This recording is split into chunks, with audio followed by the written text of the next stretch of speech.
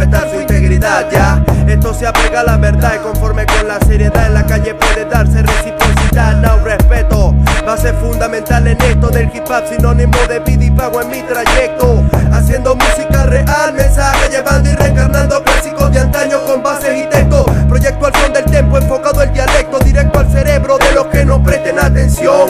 Dándoles contenido intenso en el proceso del ascenso de mi pulso y descenso de tu presión arterial. My lyrics son real en el instrumental, talking about the respect that. Mi única inspiración después de la pasión, la vocación y convicción que me nace del corazón, ya. Consciente de que el orgullo frenará mucho para aceptar que sin el mismo no importan puestos. Deja puesto que con el tiempo solo el que ha sido serio puede disfrutar de comprender el coro y su concepto. Y deja puesto que con el tiempo solo el que ha sido serio puede disfrutar de comprender el coro y su concepto. Talking about respect, it's kind living through the when there's go pause. We work it up and let's be I won't face that, just one face half. Yeah. Talking about the respect, it's kind living through the when there's go pause. We work it up and let's be I won't face that, just one face half. Yeah.